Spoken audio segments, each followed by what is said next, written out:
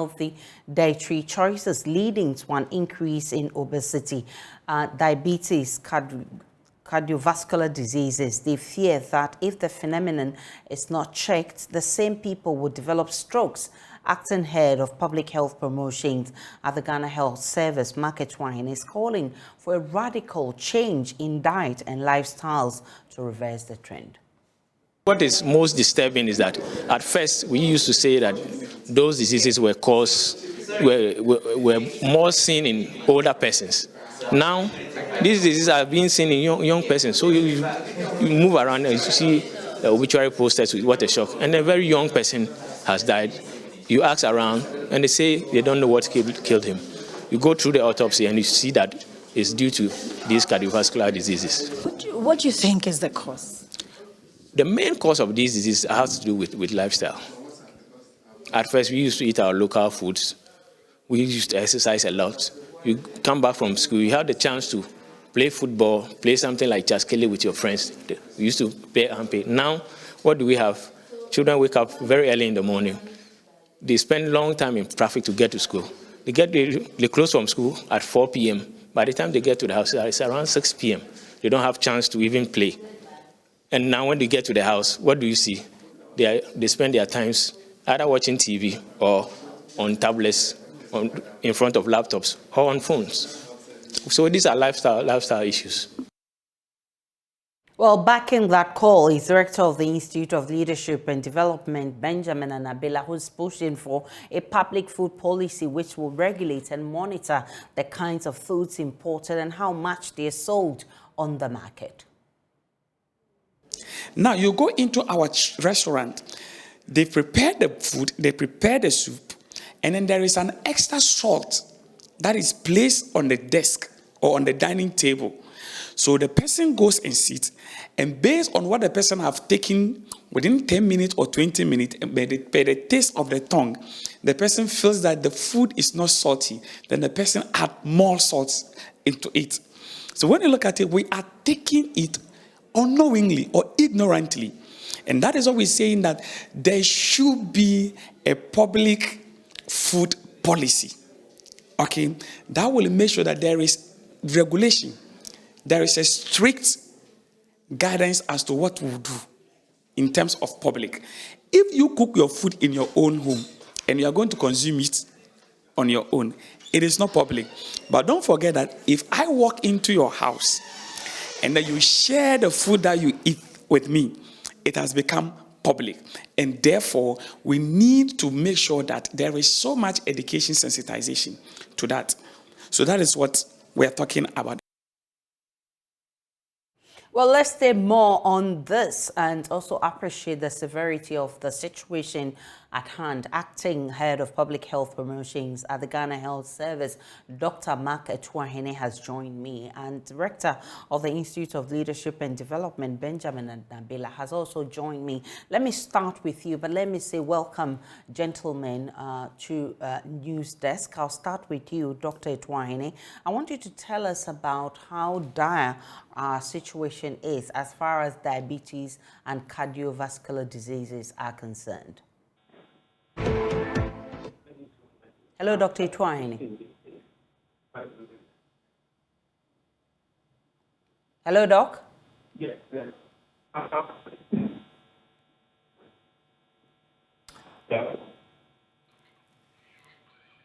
Doc, if you can reposition yourself, I think we're having challenges with the network. But whilst you do that, let me bring in Dr. Anabela, who is calling for a food safety policy. Doc, let's talk more about this and how that will change the trend we're seeing now. Okay, thank you very much. And then good morning to all our cherished viewers. And I really appreciate this opportunity to present myself in these discussions. First of all, Well, there seemed to be a challenge with our network. We'll try and get them back. Do we have Dr. Mark Etuahene back on the line? Yes, I'm on the line. Right, Doc. So I wanted you to paint a picture of how dire our situation is as far as diabetes and cardiovascular diseases are concerned? Yeah, thank you. Our situation is actually very, very dire. Because what I'm mainly concerned about is about the females. Females seem to be overtaking males in terms of cardiovascular diseases. And what is accounting for this? I don't know whether it's because of their diet. Hello? I'm even a little bit skeptical about it. What is accounting for this, Doc? We now have to do research into this because the female statistics are not good. We know that men take, like they take more risk than females. Traditionally, we know. But now, in terms of cardiovascular diseases, females seem to be on the high ascendancy. Okay. So, Doc, what exactly do you want us to do about this situation? How can this situation be reversed? I will take this opportunity to also use your channel. Diet. Let's eat our local food. Let's eat our grains. Let's exercise. Let's stop this what we call high sugar foods, high salt foods. Our local diets are good. All right. Do we have Dr. Nabila on the line? Yes, please. I'm on the line. Right. Dr. Nabila, you are calling for a food safety policy. Let's talk about that and how that can help reverse the trend. Thank you very much. And sorry for the network break. So what we are saying is that non-communicable diseases is now becoming a major concern globally because it is out taking the communicable diseases that have lived with us for a number of years now. Now, like Mike rightly said, non-communicable diseases are more of lifestyle diseases. And in fact, it can be cured, it can be taken out of our system if we are able to check our lifestyle. The 4 key risk factors to non-communicable diseases, which include stroke, hypertension, cancer, and then all the CVD cardiovascular diseases. The 4 key risk factors are tobacco, they are alcohol, they are physical inactivity, and then unhealthy diet. So if you look at what we are calling, we've said that there are a lot of people who do not take alcohol. There are people who do not take tobacco. Yet, we cannot say that there are people who do not take food. So a healthy diet, it is one of the key risk factors that we believe from Islam that government and policymakers must make a conscious effort to regulate the food that we take. Now, if you take our diet and what we are calling on the public food procurement service and or the public food policy, we're saying that now there are standards and limits that health practitioners have outlined for us. The type of food we need to take, the type of oil that is healthier for us, and then the quantum of sodium, that is salt, and then sugar that we take. However, when you come to the low and middle income countries, we find it difficult to regulate this. And if you look at the statistic that is coming out, NCD is becoming greater in low and middle income countries, of which Ghana is one of it. So what Isla is saying is that there must be a public food policy that would regulate the food that is procured to the public. Now, if we talk of the public, we can look at it in different angles. The food that we procure by government sectors, the food that we procure for those in the hospital, the food that we procure for our students who are in school, the food that is being sold to the public by private individuals, they are all part of public food. Now, without a strict regulation and guidance, we'll be taking what is unhealthy, and then gradually the country will become unhealthy. So if you look at the PFP, the public food policy that we are calling for, there are best practices and best standards that have been outlined by the WHO and then the health expert, which we need to make sure that we apply it. For instance, we are advocating for the Dr. Benjamin Anabila, he is Director of Institute of Leadership and Development. He's been trying to explain why we need a food safety policy. And he says we need to do that in connection with best standards or international best practice. And he says the WHO has approved of some safety practice and health experts, which he thinks we must go by. Do we have Dr. Anabila back? Hello, Dr. Anabila. Yes, can you hear me, please? Right, loud and clear. So you were trying to explain why that policy is very important. Very necessary. Hello? Yes, go ahead. Hello, can you hear me? Loud and clear, Dr. Anabila. It has become very necessary, considering the health implication that it has not only on the individual, but the family, the community, and the nation as a whole. It is very important that we really look at it and make sure that we pass a policy and a law or regulation that will regulate the public.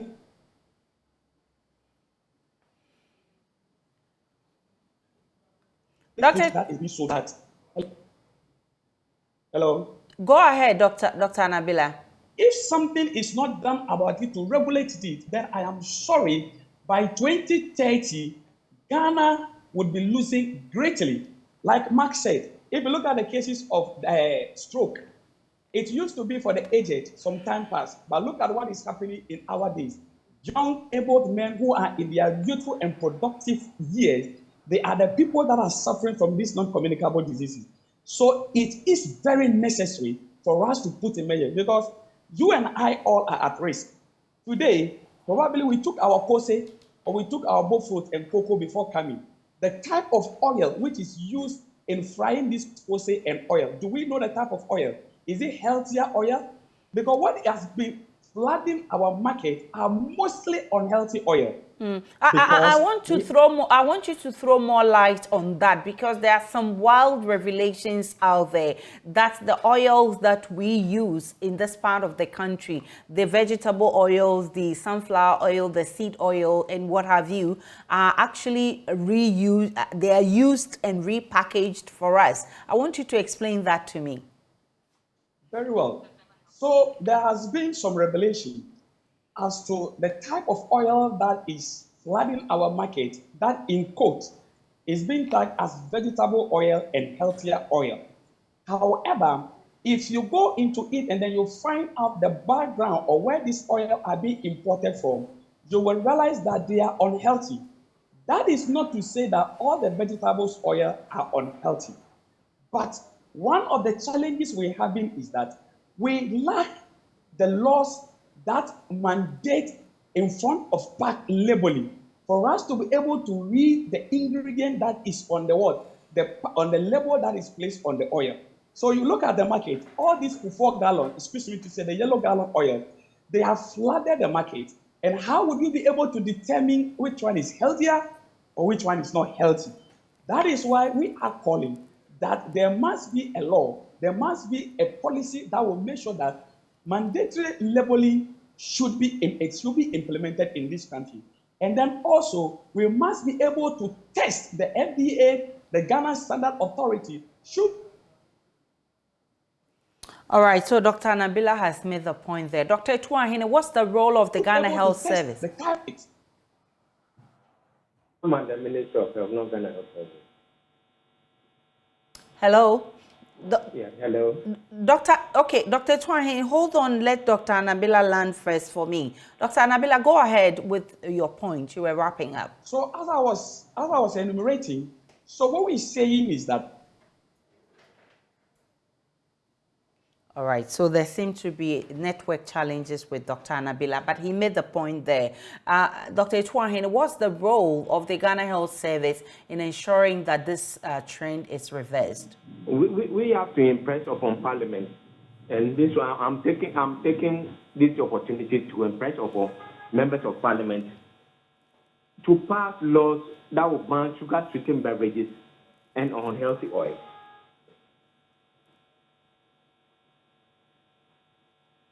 In the interim, though, what does the Ghana Health Service intend to do about this situation?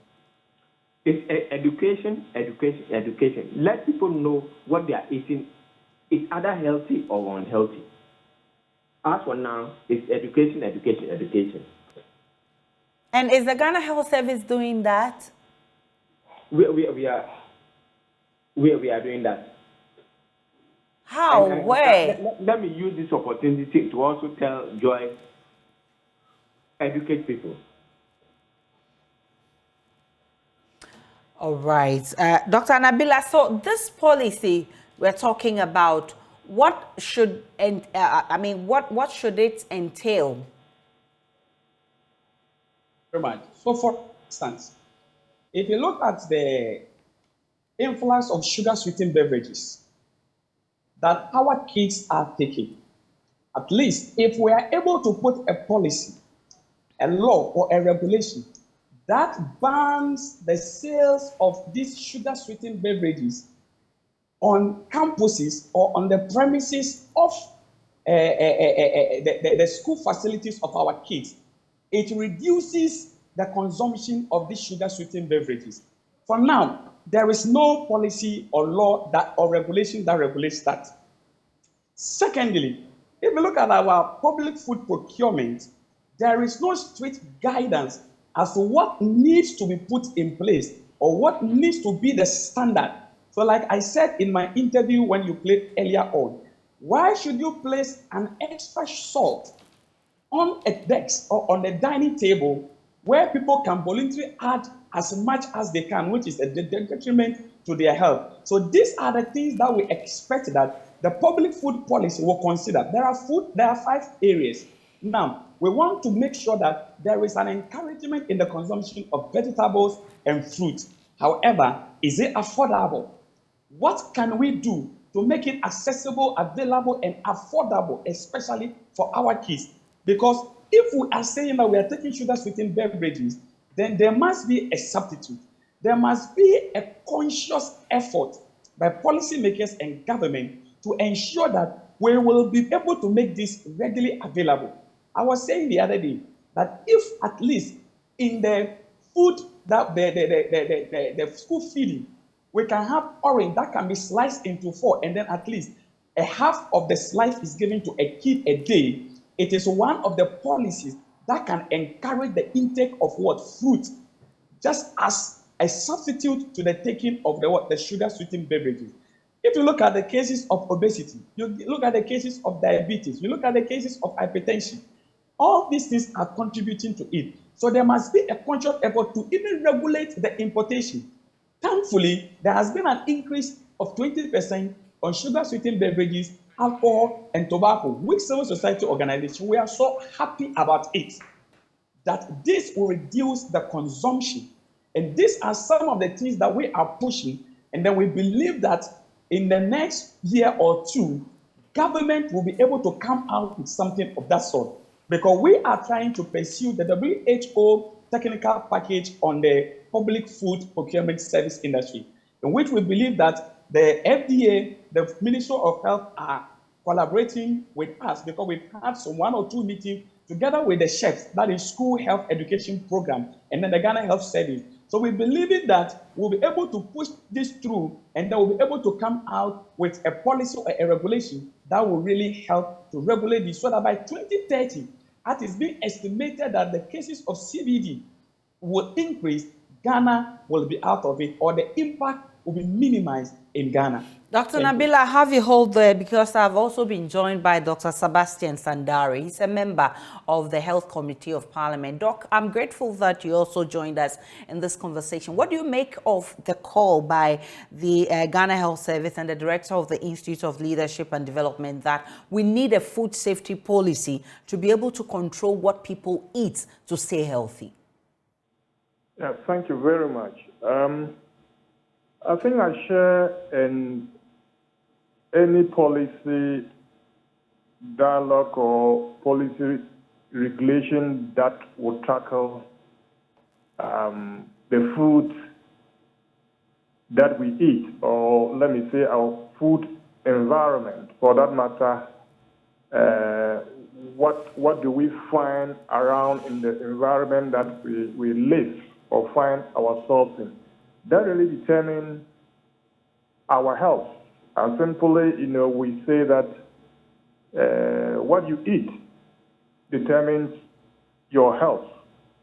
And if we really look at what is happening in our various health facilities, you realize that non-communicable diseases like hypertension, diabetes, and the rest, which used not to be among the top 10 causes of diseases, now you find them probably even among the top 5, which means that the burden of non-communicable diseases is growing, and that is a serious challenge for a developing country like Ghana. So we must all join any attempt or any policy discussion that will look at the food that we eat, because we know, those of us from the rural areas, that there's some terrible change in the kind of food that we eat, because we used to eat the vegetables, the local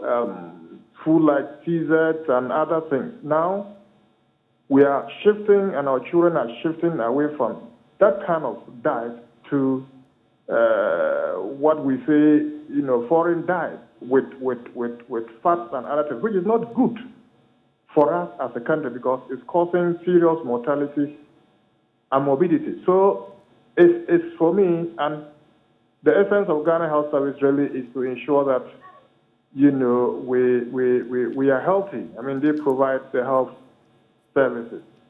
So it's a good discussion. It's a good attempt. It's just that we have to bring everybody that matters on board in the discussion. As a member of the Health Committee in Parliament, what do you think your role is in getting this done?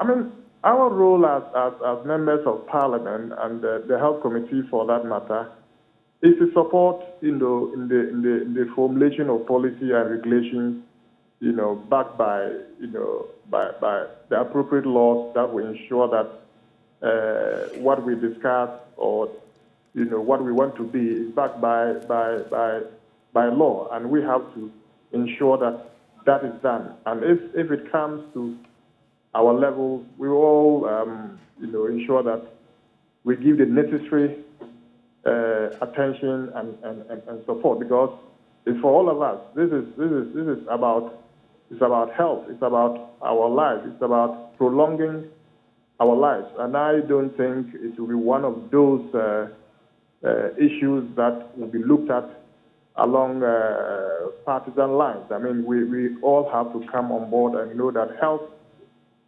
first, and realize that these things, whether it's hypertension, whether it's diabetes, whether it's stroke or whatever, they don't come announcing a particular category of people. It affects everybody in the society, children, adults, whether politicians, whether teachers, or whether it affects everybody. So it's a serious matter of concern that, look, as a country and as members of Parliament, we have to look at it seriously. But like I said, it involves all stakeholders to get involved, and we get what we want to enable us to be healthy. Mr. Zandari, I'm grateful for your time. I'm grateful to you, Dr. Anabila and Dr. Tuahine, for joining this conversation. This is a conversation that has just started. We will monitor and see how Parliament takes that up, and for us to get a food safety policy in order for us to stay healthy as a country. To other stories, inadequate access to clean and safe drinking water is said to have increased the vulnerability of women and girls in the West Mamprusi municipality of the Northeast region, as they have to combine reproductive and productive duties due to strict gender roles and cultural norms. The situation is said to have caused health complications among some women while the young girls drop out of school and go into Kayaye in the south. Mamprasi municipality is one of the 6 districts of the northeast region with a population of around 175,000. Like the rest of the region, access to clean and safe drinking water remains a generational problem, negatively affecting the lives and livelihoods of the people, despite several policy interventions through the local assembly and its private partners and donors. The municipality experiences a short rainy season and a long and more pronounced dry season. The main sources of water supply are streams, rivers, shallow ponds, hand-dug wells, boreholes, and rainwater. While water supply systems are generally inadequate, the problem worsens during the dry season when most of the streams dry up. As subsistence farmers and petty traders, water is required for different purposes by both men and women. However, the responsibility of fetching water rests heavily on girls and older women due to strict gender roles and cultural norms in the area. The men don't assist us. They say it is our responsibility to fetch water and ensure water is in the house for use. It increases our suffering. The children always go to school late because we have to look for water to bath them before. Their teachers have been complaining.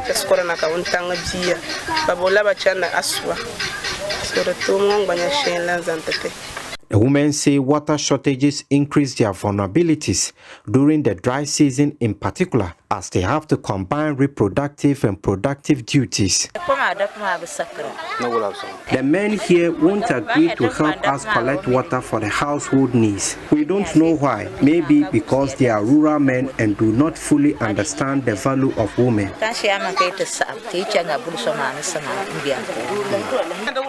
The men always tell us it is not their responsibility to fetch water. Only a few men help their women to fetch water, but majority of them do not care. They always tell us they are occupied by their responsibilities. They often say their responsibility is to ensure there is food in the house.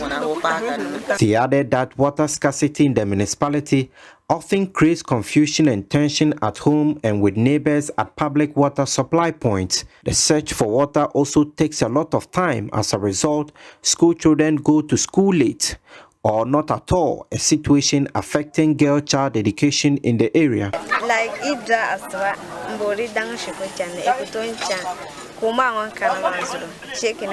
Every morning you are required to walk several miles to look for water to bath to go to school.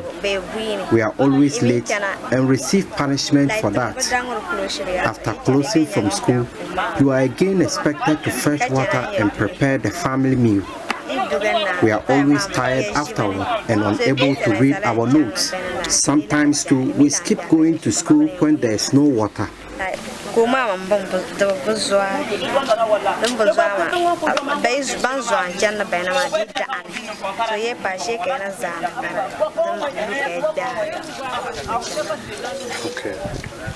To help reduce these vulnerabilities of women to water shortages in the municipality, a Kumasi-based non-governmental organization, Madamfo Foundation Ghana, in collaboration with the Municipal Assembly, has built over 20 water supply and storage facilities in 16 communities. The construction of 8 mechanized boreholes with storage tanks and standpipe, as well as 14 boreholes with hand pumps, is to provide clean drinking water for about 25,000 people in the municipality. Over the weekend, officials of Madamfo Ghana Foundation joined the municipal chief executive to commission the borehole facilities for the residents. The team visited 4 out of the 16 beneficiary communities. The residents, especially women, expressed their delight and gratitude to the Madamfo Ghana Foundation for coming to their rescue.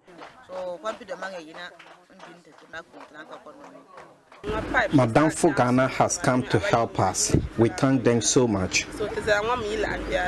They provided 2 boreholes for this our community. We are grateful to them. We are so happy. This is going to reduce our pain and suffering. We will no longer travel distance to fetch water. The beneficiary communities were selected after a need assessment conducted by the NGO.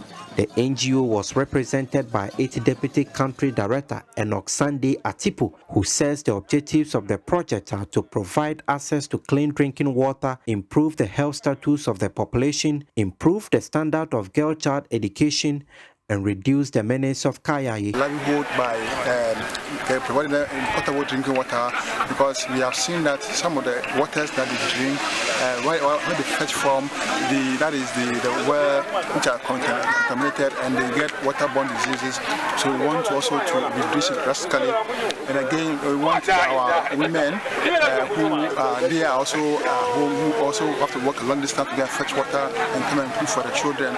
We want them to have ample time, which is so that's why we have brought a lot of water to the doorstep of the community, so that they cannot walk this long distance before they can get water for the children or for the house choice. Per the assembly from the MC, we were told that in fact they are lacking water in the municipality, and then Madam Fugana we introduced already social intervention, so we have to come and help. In fact, we came in assessment, and in fact we saw that what the MC was saying is true. That's why we quickly came to West Mampusi district. We are spending close to 500,000 Ghana cedis. That's what we have spent so far. The Municipal Chief Executive Arimia Osomolaki also commended Madam Ghana Foundation for their assistance and show of good partnership. First of all, on behalf of the good people of West Mampusi, I want to thank Madam Ghana Foundation. In fact, they have come to help us, taking us away from water challenges in the municipality. This is the first time an NGO coming in to support us in this manner. From Wale Wale, Ilyas Sutanko for JoyNews.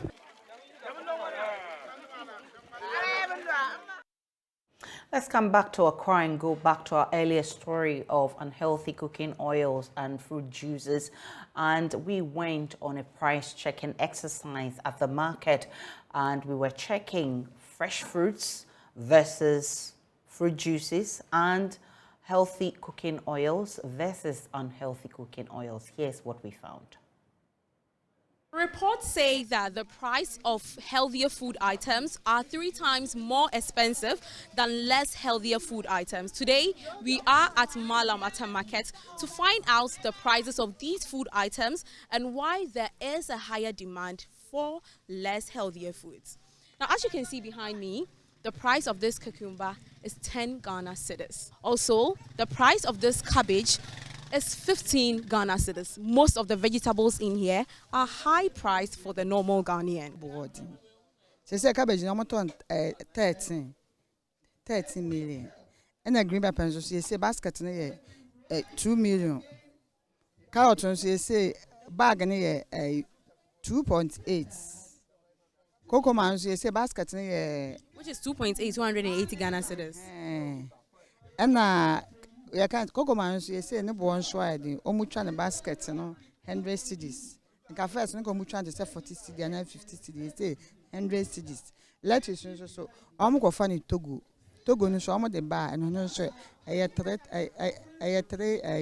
million and 3 million and 3.5.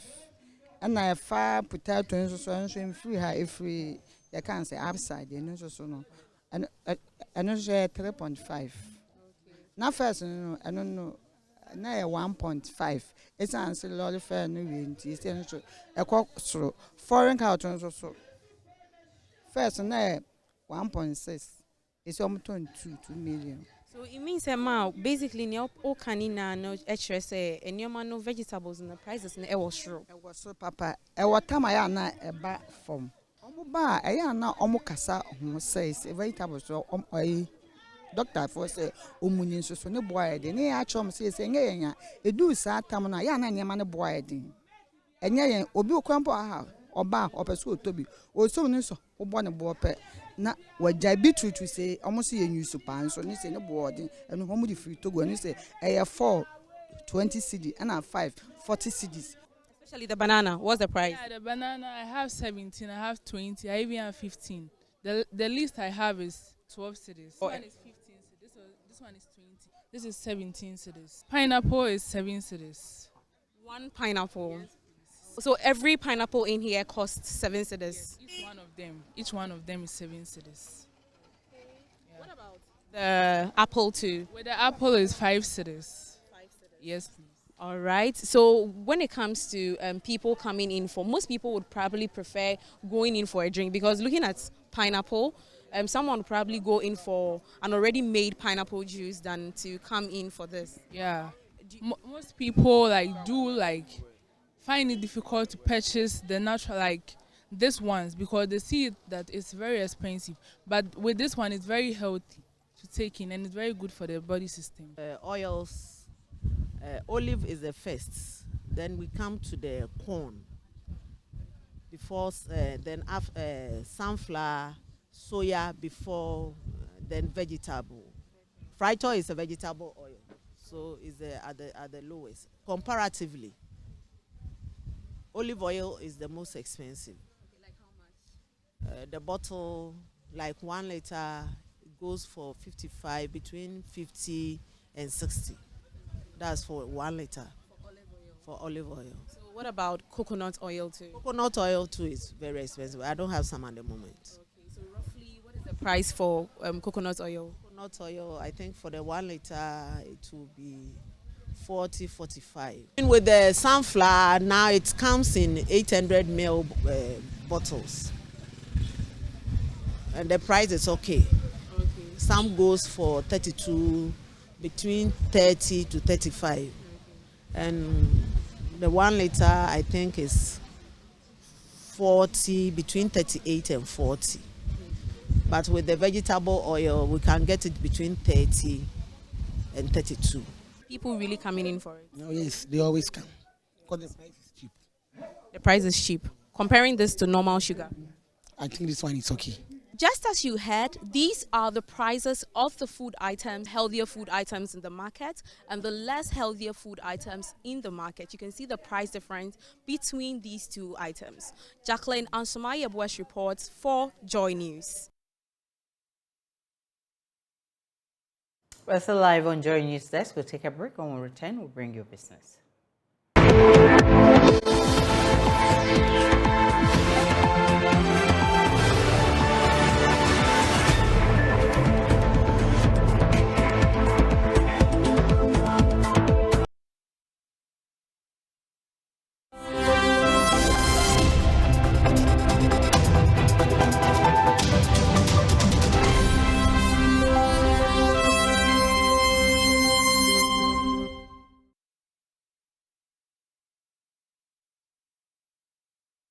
Hi, good morning. Welcome to Business. My name is Darryl Kwao. Cocoa remains a major foreign income earner for Ghana, but exports to the EU could be affected if government does not check deforestation. And that's why the French government has pledged its support to promote sustainable cocoa production in Ghana, pledging to support cocoa producers here in the country. Here's more in this report.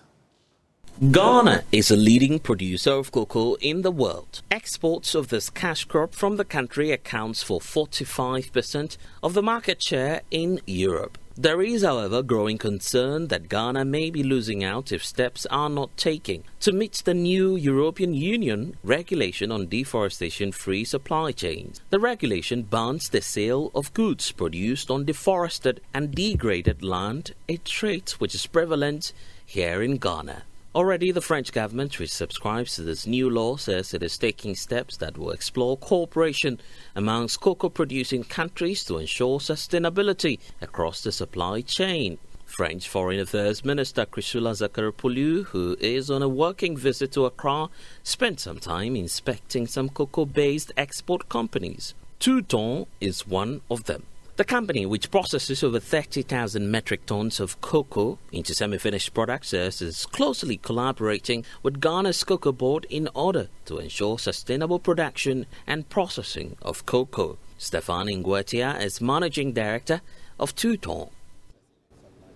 This factory is built to process every year 32,000 metric tons. So every year, Cocoa Board do their best to provide these 32 32,000 metric tons to ensure that everything will be okay for the factory. So we are very happy, and it allows us to create more jobs for Ghanaians, more jobs and more value for the economy, in fact.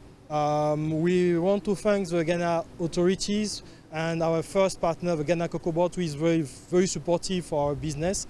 We believe in cocoa in Ghana, and we continue to invest and support all of our stakeholders and partners to continue to improve and to make the cocoa industry more sustainable. We know that we have a lot of job to do, but we are very committed and we continue to support and to invest. We have a very good relationship with the Cocoa Board. We know that actual activity is not easy. So as much as possible, we have a day-to-day relationship with them, day-to-day communication to ensure that every time we are all on the same page to continue to work correctly. So we are very happy for this relationship, in fact. The French Foreign Affairs Minister, who reiterated her government's commitment to environmental sustainability, equally noted that the French government, through the European Union, is making 25 million euros available for sustainable production of cocoa. She, however, called on the private sector to also get involved. Here is a very good example that the private sector can invest, can be part of the development and of the well-being of the population. And I'm very happy to discover that this firm takes care of the environmental and also social, we can say, no, standards, and work closely with the Ghana's authorities. I'd like to say also, as a French minister, that for us is very important the respect of the environmental and social standards, and of course we believe that the public money are very important, but we call the private sector to come and to invest. Regarding now some like EU, you know very well that we invest 25 million euros to improve the economic, social and environmental sustainability of cocoa production, not only in Ghana but also in other countries, and we're convinced that we can do better together. Ghana is one of the biggest producer of cocoa, and it's very important when we speak now how we can create a cocoa production, a sustainable cocoa production. So in this case, we need to collaborate, our scientists, but also our private sector can be helpful. And what I saw here, it is all the value chains, how we can all work together from the first step until the production, before the exportation. And I think that there are many things to do together. Now, telecommunications giant MTN Ghana is mentoring students in public universities to prepare them for opportunities in the digital technology workspace. Here's more in this report. According to experts, the future of work is expected to center around mostly digital workspaces. Technology will be a critical element of work with the greater use of AI, specialist softwares, and new digital services. Chief Digital Officer at MTN Ghana, Dario Bianchi, says soft skills will be valued highly by employers in the future as the increase in technology in the workplace is leading to an increased need for problem solving and creativity skills. So these days, if you read the news, everything is about AI. So AI and artificial intelligence are critical, and the students, new graduates, anybody who wants to now work in technology, they need to know what is going there, what is happening in AI, read about OpenAI, what Google is doing, Microsoft, and try these tools. The beauty of these tools is that they are largely open source, so you can try, experiment. Marketing executive Petra Abba Samoa wants students who aim to be potential team leaders or managers to learn more about proper time management. One of the things that I've experienced in close to 2 decades working in the corporate world is the fact that, yes, we do put a lot of concentration on hard skills. So people come to school and they get the right qualifications, which is perfect, but we've not focused a lot on developing people skills. So soft skills like being able to be confident, being charismatic, showing leadership, knowing how to manage your time, which I felt is a very, very important point for young people.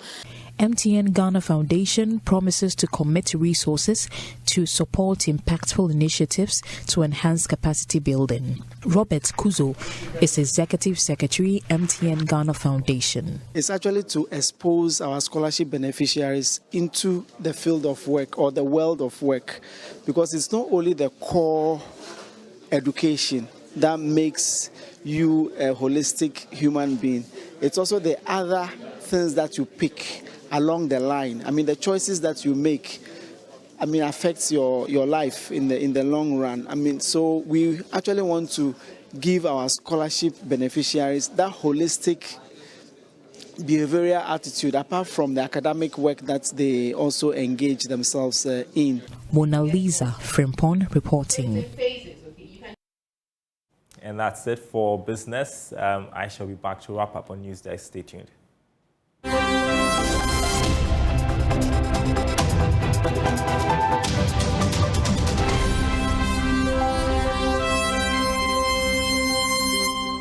That's how we draw the curtains on JoyNews desk. My name is Aisha Ibrahim. Log on to myjoyonline.com. There's more of the news and updates of all the developing stories. Do enjoy the rest of our programs.